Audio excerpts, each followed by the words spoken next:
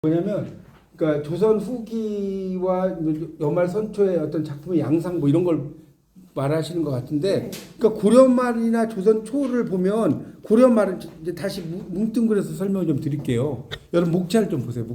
목차를 좀 보시면 어차피 이거 예스필하고 연결된 예스필이든 고전시가론이든 여러분이 국문학 역사가 기본인 거예요. 맞죠? 자, 그러니까 보세요. 설명을 드릴게요. 지금 여말 선초부터 좀 설명을 좀 드리면, 여말 선초 있잖아요. 고려말 조선초란 뜻이죠. 여말 선초가. 그러면 고려 말을 먼저 볼게요. 여러분 교재 그 목차의 7번에 중세 후기 문학 제1기 거기서 보면 고려 후기잖아요. 이 고려 후기는 가장 하이라이트가 이제 불교 문학 쪽이 이제 상당히 이제 많이 그 유행이 되는 시기였고, 그렇죠? 그리고 이제 고려 후기는 그러니까 무신난 시기잖아요. 고려 후기 자체가 무신난 시기이기 때문에 어떻게 보면 문신들이 이렇게 정권을 이렇게 하기가 쉽지가 않았어요. 그러니까 문신이라고 하더라도 거의 뭐랄까 무신들의 약간 빌붙는다고 그럴까? 무신들의 같이 이렇게 협업하는, 요즘 말 코워크한다고 그러죠. 협업하는 문신들. 그렇지 않으면 문신으로서 위치를 차지할 수 없는 시기였어요. 맞죠? 그걸 좀 여러분이 알아두시고, 그리고 이제 이 시기에도 특이한 게 제가 이야기 드렸죠. 7.1.2의 김극기가 중요하다고.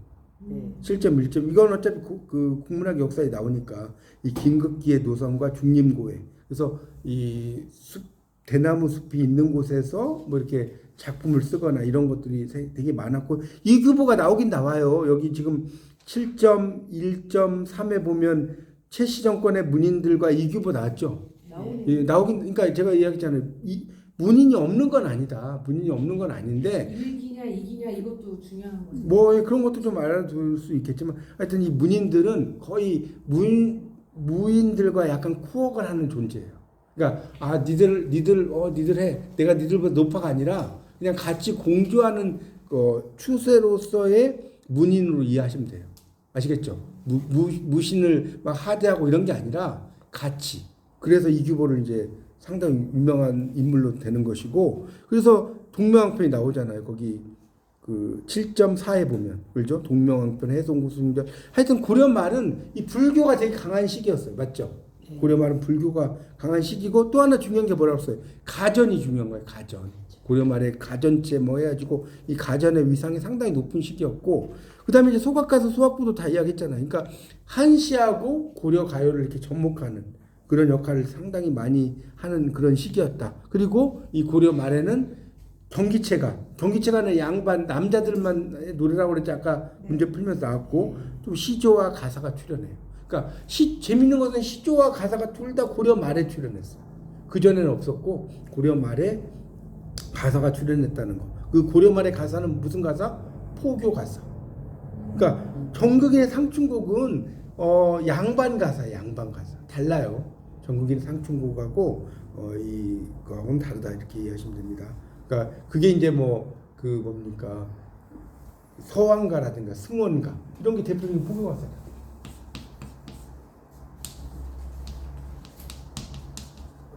이런 대표적인 포교 가사 이런 작품들. 그렇죠? 그런 거 작품까지는 모르더라도 하여튼 포교 활동을 위해서 이런 걸 했다는 거예요. 그런 시기가 이제 그러니까 여러분이 이제 그런 걸 쓸 때 이런 걸 좀 염두에 두시면 썰 푸는 거예요. 기본적인 게 내가 썰 풀려고 해도 뭐 인풋이 있어야, 들어가 있는 게 있어야지 뭘 쓸 거 아닙니까? 그렇지 않나요? 뭐 아무것도 없으면 쓸 수가 없어요. 그러니까 그런 제가 말씀드린 걸 좀 여러분이 염두에 두시면서, 이런 거는 이제 그런 걸 토대로 여러분이 쓰면 여러분의 글이 되는 거잖아요. 그렇지 않나요? 그런 걸 쓰시면 되고, 조선 전기 쪽은 자 보세요. 8번. 그러니까 이 조선은 아까 숭유억불 이야기했잖아요. 그런 이야기를 하는 거예요. 그러니까 이 불교, 근데 조선이라고 해서 숭유억불이라고 해서 불교를 억제했냐? 전혀 아니에요. 자, 왜? 양반 높은 양반이나 왕비들 자 불교를 믿었다 안 믿었다? 다 믿었어요. 그러니까 아까 제가 뭔 이야기 했어? 월인청강지곡 석부상절 이야기했죠. 했잖아요. 이게 다 불교책인데 왜 전기 조선시대 나오지? 그거는 양반이나 왕이나 왕비들은 다 불교를 믿었기 때문에 그런 거예요. 그럼 그러면 이런 생각을 해보세요. 아니 그러면 왜 불교를 믿지? 왜 숭유억불라고 했어? 이렇게 이야기하면 뭐라고 대답할 수 있을까요? 여러분이 그런 누가 질문을 했어요, 여러분에게. 뭐라고 대답할 거예요? 그냥 그래요. 이게 아니라 체제가 바뀌잖아요. 체제가 바뀌었어. 자, 봐요. 고려시대 불교를 믿었어. 조선도 불교를 믿어. 그럼 그나물에 그 밥이 뭐가 달라? 그렇게 이야기하겠어요, 안 하겠어요? 아니, 생각해 보세요. 아예 나라의 체제가 바뀌었어. 그러면 뭔가를 뭐 종교적으로 뭔가 바뀌었다는 걸 보여줘야 될 거 아니에요. 아, 그러니까 아, 조선은 바뀌었네 이래야지. 고려 말에 불교를 그대로 수용을 해가지고 그대로 오면 이게 실감이 안 날 거 아닙니까, 백성들이. 이해 가시죠? 보여주기 식. 그렇죠. 쇼잉업부죠, 영어로 말하면. 보여주기 식이죠. 보여주려고 한 거예요. 그러니까 그 불시자편을 정도전이 썼는데, 그럼 정도전이 불교를 모르고 불시자편을 쓰겠어요? 부처씨 잡스러운 소리 그만 짓거려, 이런 거 요즘 말로 하면. 근데 불시자편 읽어보면 전 막 원문을 막 읽어보고 했는데 뭔 소린지를 몰라. 이거 해석본을 읽어도 여러분 한번 봐보세요, 거짓말인가. 근데 어쨌든 정도전이 불교에 대한 지식이 엄청나. 그건 사실이거든. 무슨 말이겠죠. 그 정도까지 말면 돼. 그러니까 그 정도로 이 조선이라고 해서 불교를 안 믿은 건 아닌데, 이런 보여주기식의 어떤 그런 거다. 과시요. 그런 거라고 보시면 돼요. 그렇게 해서 예? 저 이번 수필 가제가 예. 그 조선 후기 전에 어떤 경향 같은 거를 그러니까 조선 후기 전에 경향이 이제 아까 말씀. 문헌의 예. 밑에 이 우리 지금 예. 국문학의 역사 그러니까 이런 걸 가지고 쓰셔도 되죠. 당연히 넣어도 되죠. 그러니까 이걸 넣거나 난 좀 더 뭐 좋은 점수를 받는다거나 좀 더 공부를 하고 싶으면 그런 논문들도 있어요. 그래서 뭐 여러분 그 리스라는 거 네이버에 가면 리스 아세요?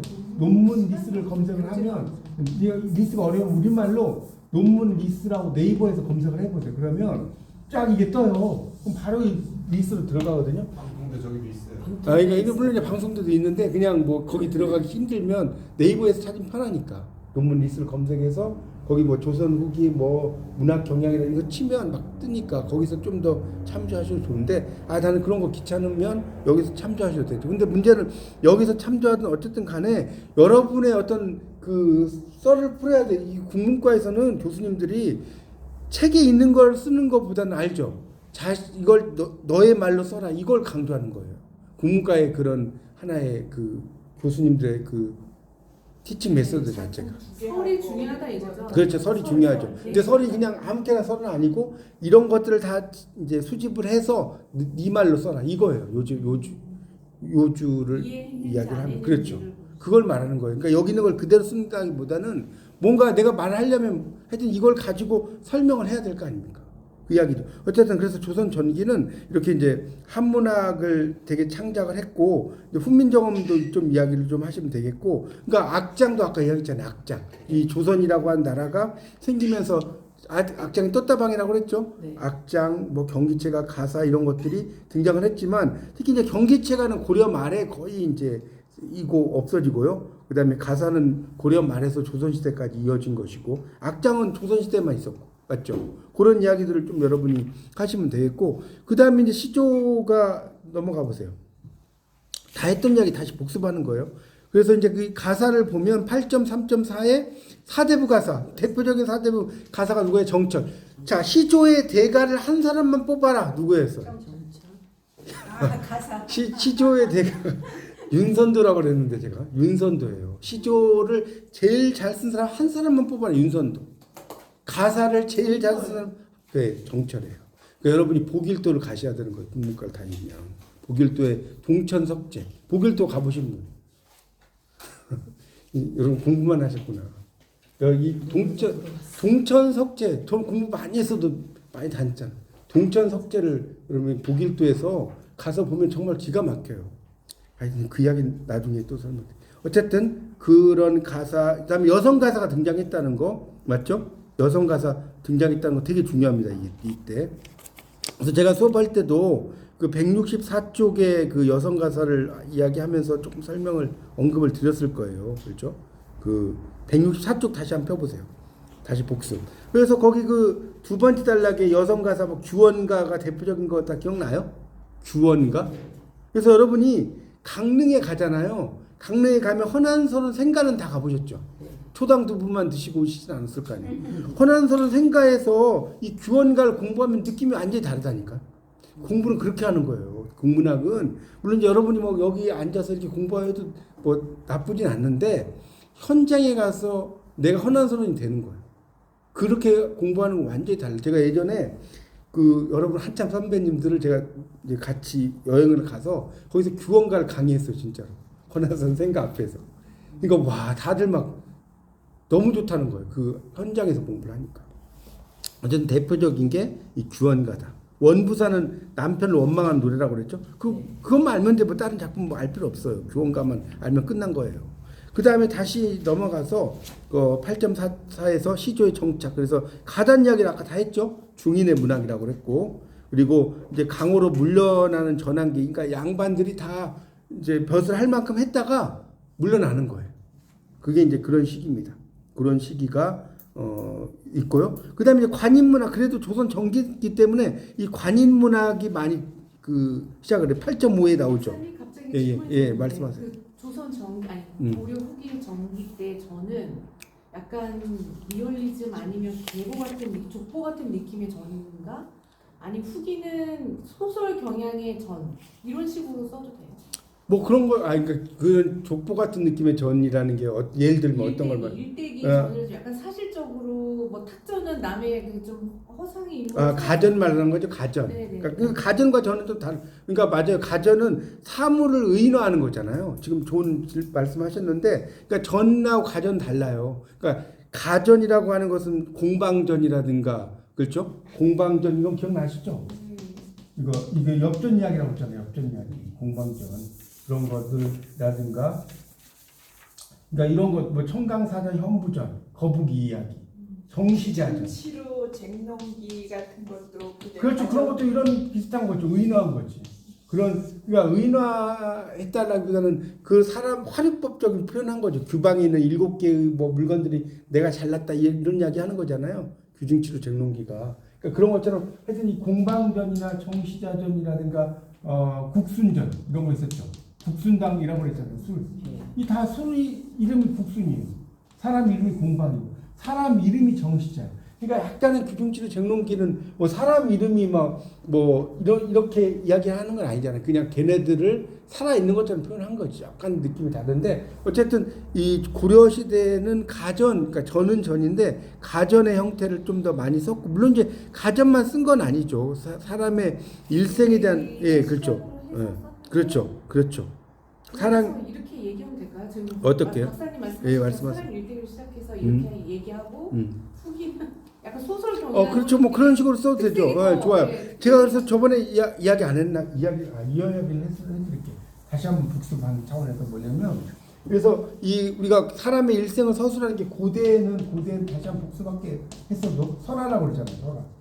이 고대는 설화의 사람의 일생 서술 방법을 이거 다시 한번 할게 중요한 거니까. 네. 사람의 일생 서술 방법이 있는데.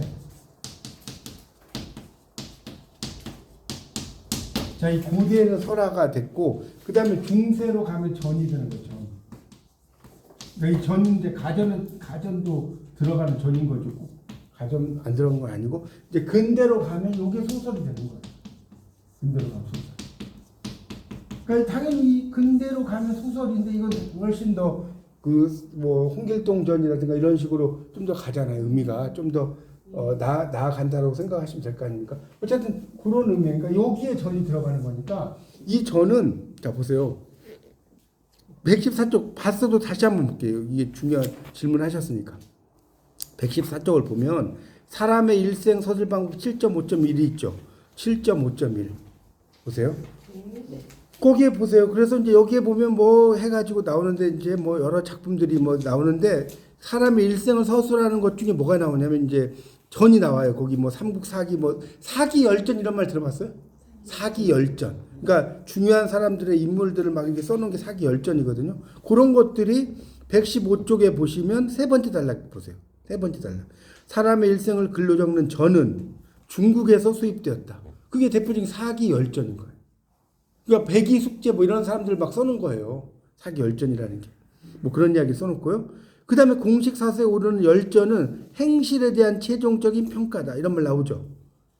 네. 그 115쪽에 네 번째 단락에. 그게 이제 전이라는 거. 행실이 이랬다 저랬다라는 것들을 좀 막 써요. 그러니까 좀 더 뭐랄까요. 이 고려시대의 전하고 좀 차이점은 고려시대는 이 전이라는 게 그 사람들의 의미를 쓴데 약간은 어떻게 보면 그 사람들, 그러니까 근대 소설보다도 이제 좀 더 장황하다고 그럴까, 묘사 자체가 좀 더 장황한 묘사들이 많아요. 인물의 선악 같은 것도 이렇게 구분짓고 그런 것들이 좀 더 많은데 이 홍길동전이라든가 이런 거 약간은 뭐랄까 판타스틱하죠. 홍길동전도 막 뭐 분신술하고 막 별거 다 하지 않나요? 뭐 구운몽 봐보세요. 이거 완전히 구운몽도 정말 맞죠. 팔선열 사랑을 해 하니까 육간도사가 도수를 부려가지고 인간 세상 내려가서 뭡니까 양소유로 태어나가지고 뭐 그거 아니에요? 완전히 판타스틱하잖아요. 그래서 이 조선시대로 가면 전이 있는데 되게 좀 더 흥미로 따지면 어떤 게 조선시대가 더 재밌겠죠. 그렇지 않겠어요? 여러분도 판타지 소설이 더 재밌지. 그냥 이 일생 뭐 백이숙제 뭐 이런 거 적는 게 더 재밌어요. 그래서 그렇게 이해하시면 될 것 같아요. 근데 이제 조금의 차이점은 또 재밌는 것은 이것도 이야기하려면 끝도 없죠. 그러니까 이 중세는 약간은 이제 고지식하게 쓰고 또 하나는 그 전이 또 다른 전이 가전이라는 게 생겼다는 거죠. 이거는 이제 고려 말에 나온 거죠. 아까 나온 공방전이라든가 청강사전 현부전이라든가 또 국순전 이거 다 고려 말에 나온 거죠. 맞나요? 네. 고려 말에 나온 거. 저는 일기고 가전은 이기예요. 예? 그렇게 아니 뭐 그러니까 일기 이기라고 뭐 봐도 되고 그러니까 그거는 뭐 꼭 일기 이기로 하지 않아도 그러니까 전이라고 하는 것과 가전이라고 하는 것이 뭐 거의 동시에 나온 거니까 뭐 일기 이기라는 의미보다는 시대 그렇죠. 그렇죠. 중세후기에 이제 하나 형태를 나온 건데 이제 그 고려 그 말에는 이 가전을 쓰는 게 좀 더 재밌잖아요. 있어 보이잖아요. 있는 그대로 쓰는 것보다 좀 이렇게 사물을 가지고 쓰는. 그래서 거기 나오잖아요. 118쪽 다시 보세요. 118쪽. 7.5.4의 가전의 이상. 가전은 어떤 인물의 생애를 다룬 글이 아니면서 전으로서 격식을 갖추고 사신왈 이렇게 운운하는 평까지 곁들여서 사서의 전을 흉내내기도 하는 것이다. 그래서 뭐 거북이 이게 청강사저 현부전이에요. 뭐 대나무, 지팡이, 술, 돈, 공방전, 술은 국순전 뭐 이런 거 있죠. 지팡이면 정시자전 뭐 이런 식으로 막 쓴다는 거예요. 그런 것들이 이제 나와가지고 그 쓰는 거. 뭡니까 대나무는 죽존자. 대나무 죽자인데 존자 존경하는 사람 인물. 말 잘 만들지 않나요 옛날 사람들? 이 대나무 죽존자. 이런 식으로 만들면서 좀 더 재밌게 쓰는 거죠. 그런 걸 이해를 하시면 될 것 같아요. 그런 것들이 이제 전입니다. 그러니까 이 두 가지가 다 있는. 그래서 여기 봐요. 119쪽에 제가 이거 중요하다고 그랬잖아요. 세 번째 단락인가요? 동문선에 가장 먼저 실어놓은 국순전 나오죠. 공방전 임춘의 작품이고 무신난에서 피해를 입은 구 귀족의 잔존 세력에 속하지만 몰락을 겪고 구차하게 살아가면서 생각이 바뀌었다. 그러니까 제 말이 이제 이해 가잖아요. 이 양반들, 특히 문신들이 이 시기는 나 잘났어 하면 바로 그냥 죽겠어요, 안 죽겠어요. 무신들이 쫙 깔려 있는데. 그러니까 무신들에게 아부하면 사는 거예요. 그러니까 어떻게 보면 이렇게 또 생각하셔도 될 것 같아요. 이 문신들이 제 생각에는 이건 뭐 충분히 그럴싸한 생각인데 이 문신들이 무신들에게 좀 뭐랄까요? 무신들의 점수를 따야 될 거 아니에요. 근데 무신들은 아무래도 그냥 고지고대로 쓰여 있는 것보다는 약간 재밌게 쓴 걸 더 좋아하지 않겠어요? 그죠? 그러니까 그런 의미에서 아마 썼을 수도 있어요. 그런 가전 같은 경우 훨씬 더 흥미를 일으키니까 사람들에게 그런 맥락으로 이해하시면 될 것 같습니다. 그래서 봐요. 여기 보면 밑에서 한 7째 줄인가 이규보의 가전은 이런 말 있죠. 밑에서 119쪽에 고사 열걸줄 고사를 쓰면 너무 어렵거든. 고사 쓰면 뭐 지식이 있어야 될 거 아니에요. 뭐 이거 어디서 나왔고 이건 어디서 나왔고. 그래서 주제를 그냥 선명하게 나타낸다. 나오잖아요. 그리고 불평을 막 바깥으로 토로하면서 지식을 자랑하지 않고 사물을 들여서 그러니까 이것도 이제 그런 것도 있죠. 검열을 피하는 것도 있을 수 있고. 검열이가 이런 식으로 뭐 공방이라는 사람을 가지고 이야기했는데 이게 무신을 비판할 수 있는 거잖아요. 예를 들어서. 그렇죠? 뭐 국순전이라든가 이런 걸 가지고 그런 시대를 좀 비판했다고 볼 수가 있겠죠. 그게 이제 고려 시대에 나오는 이제 전의 형태라고 이제 볼 수가 있는데, 이제 조선 시대로 이제 가거나 이럴 때는 좀 전의 의미 자체가 뭐 홍길동전이라든가 뭐 이런 작품들이 이제 좀 더 그 의미 자체가 좀 더 판타스틱한 경향으로 가지 않나. 그렇게 여러분이 그런 식으로 쓰시면 되지 않을까 싶어요. 전에 대해서 만약에 이야기를 한다고 하면 훨씬 더 그게 조선시대가 좀 더 재미가 있어요. 그런 전들 자체가. 아시겠죠? 무슨 전들이 되게 많이 나오는데, 그런 파치장은 그 전 아니죠. 예, 그런 건 아니고. 다른 거죠. 예, 그렇죠. 그거 공지파치, 그거는 공지파치는 설화 이야기니까. 예. 쓸데없는 예, 아니. 고수제전하고 신랑 그것이 인물에 관한 어떤 내용이거든요. 예, 그렇죠. 그거를 같이 어떻게 그러니까 이제 그런 것들, 그러니까 쓰는데, 그러니까 어쨌든 이제 그거는 여러분이 생각을 쓰시면 되는데, 어쨌든 중요한 것은 고려 때와 조선 때의 전의 차이점 제가 말씀드렸잖아요. 그런 것들 좀 생각을 하시면서, 이제 어쨌든 중요한 거는 그런 걸 토대로 내 말로 쓰는 거예요. 플러스 바꿨다야. 내 말로, 나의 말로 쓰면 돼. 그게 10점 넘났느니 20점 넘났느니. 그게 이제 가장 큰 차이점이죠. 그래서 뭐 좀 더 이제 이야기하자면 8.5와 8.6을 보면, 근데 또 재밌는 것은 이 관인문학과 살인문학이 어떻게 보면 대치되는 경향이잖아요.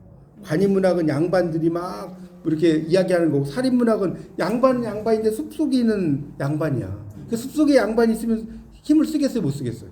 못 쓰죠. 우리가 쉽게 말하면 이렇게 생각하면 돼. 국회의원은 힘써. 야인이야, 야인. 국회의원 배지가 없어. 힘을 못 써. 그렇게 생각하시면 돼. 저는 이제 이걸 이야기할 때 그런 식으로 이야기를 해요. 그럼 좀 더 이해가 쉽지 않나요? 국회의원 배지 있는 사람하고 배지도 없어. 다르단 말이에요. 그게 관인문학과 살인문학이에요. 그리고 이제 방해인문학. 이제 방해인문학도 아까 이 사람은 뭐 더 완전히 아래에 있는, 이 사람 아예 제도권에 밖에 있는 인물이니까 뭐 그런 사람들도 있고, 그러면서 여기 이제 아까 문제 나왔잖아. 8.7점인데 김시습, 도피와 반발, 아까 문제 나왔죠. 미천한 처지에서 겪는 고난, 삼당시인, 임재 나오잖아. 임재라는 사람은 제가 이걸 가지고 제가 논문도 썼고 저번에 한번 올려드렸을 텐데, 임재에 대한 것도 되게 그렇죠. 기생님과 이 사랑이 대단한 거고요. 나주에 가면 백호 문학관 한번 쳐보세요. 백호 문학관에서 임재 문학관 치면 안 나오고, 임재호가 백호예요. 하얀 호수. 임재호가 백호 임재거든요. 그래서 백호 문학관이 정말 잘 만들어놨어요. 하여튼 그것 나중에 가보십시오. 여성 한문학도 등장을 하고, 여성 한문학이 등장했다는 것도 알아두시면 좋겠고, 그 다음에 이제 가전체와 몽유록이 이제 있어요. 여기 8.9.2가 저기 199쪽인데 199쪽.